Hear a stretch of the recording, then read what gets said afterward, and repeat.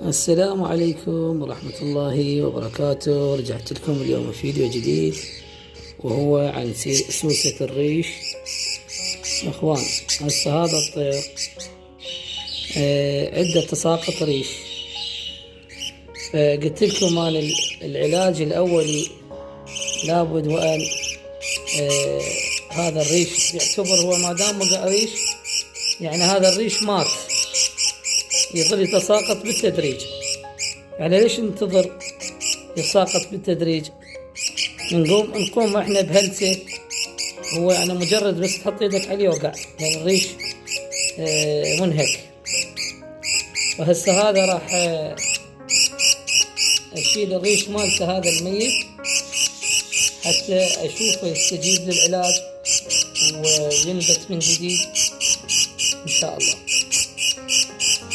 يقومون بنتف الريش مالته بالكامل حتى تعرفون اذا اكو تطور. شوفوا اخواني، هاي علامات سوسة الريش، تصير اسفل الريشة بها قطعة دم متجلطة سوداء.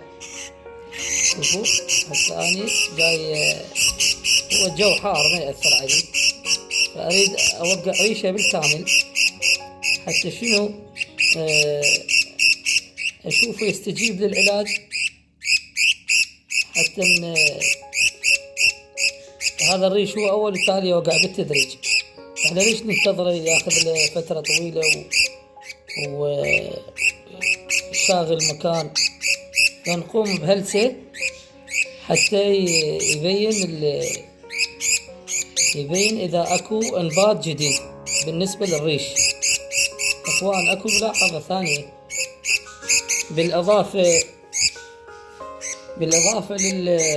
للفيتامينات، انا نسيت ذاك يوم اقول لكم بالفيديو.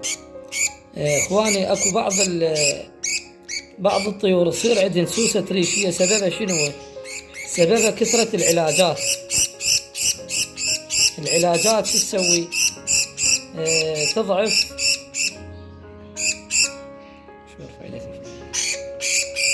الكبد، فيظل الكبد ما يشتغل بصورة صحيحة، فتبدأ هاي المنابت الريش تبدأ تضعف، ما يوصل لها ريش يظل. احنا هسه شو نسوي ان شاء الله؟ اذا صارت عندكم هاي الحالة، تروحون للبيطري وتقولون للريد منشط كبد.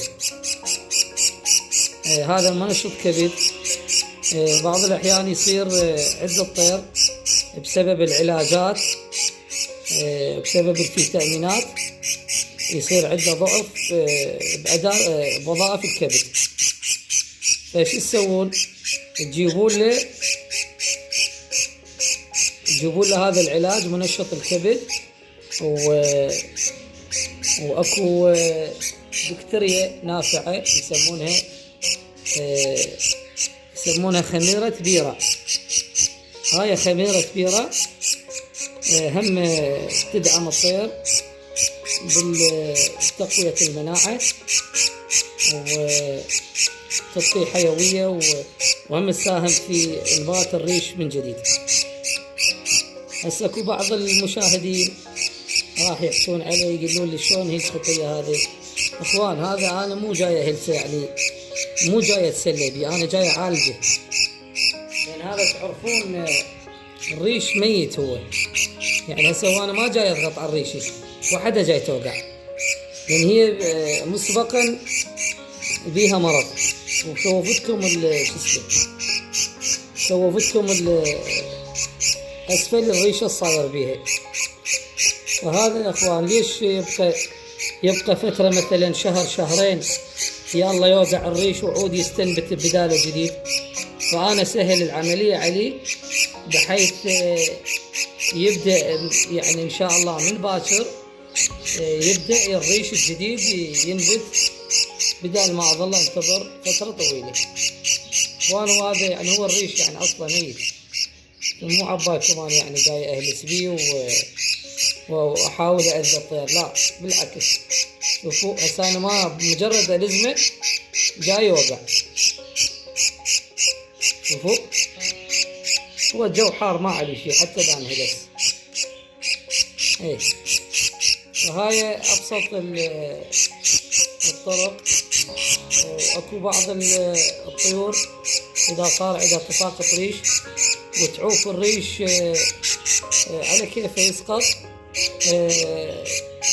يصير صعب نبات الريش لان تتضرر منابت الريش ويدخل الفيروس جوا يتغلغل، بعد يصير صعب وياخذ له فترة طويلة احتمال لو يطلع لو ما يطلع، لو ما يسمونه القلش الفرنسي.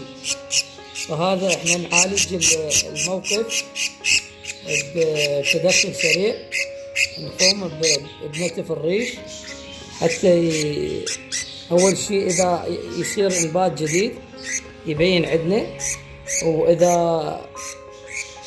وحتى اذا نريد نخلي له علاج هسه يسهل علينا العلاج مالته. اول شيء يظل يعني يوصل العلاج اسرع الى منبت الريش. تقومون بهلسه بالكامل حتى تضمنون اماكن للريش الجديد. اذا تبقى الريشه الميته فما راح تطلع الريشه فوق ريشه الا توقع هاي وتاخذ هاي محلها. شوفوا عيني على هالطريقه هاي. هذا شوفوا الريش كله ميت، هو يصير عنده مشكله بالدم ويتجلط. اكو بعض المربين يخلون اسبرين حتى يسهل الدورة الدموية ويقلل التجلط. هسه بهالطريقة هاي اخواني حتى اذا تردون تخلون قطرات راح تسهل عليكم وصول العلاج اقصى مكان بالريشة. شوفوا عيوني بهالطريقة هاي ينهلس، لأن تعرفون ذاك الريش هو مات بعد فما اكو داعي يبقى، وليش يشغل مكان وياخذ له فترة ويوقع بالتسلسل؟ ليش ننتظر؟ نستغل الفرصة ونقوم بنتفه بدينا. هو مجرد ما تخلي ايدك على الريشة هي تنتف. تعرفون الجو حار هسه وما يحتاج يعني مو تقولون شتاء وتقولون خطية ويستبرد وهاي. شوف هذا الريش نزل شوي ده. شوف هذا الريش اخواني هذا، بس حاولوا هذا الريش لا تخلونه ينتشر بالغرفة مالتكم احتمال ينقل امراض. فحاولوا هسه انا حاولت اخليه بمكان بهذا السطل او الدلو حتى ما بحيث اسيطر عليه ما ينتشر بالقاع وينقل امراض لباقي الطيور.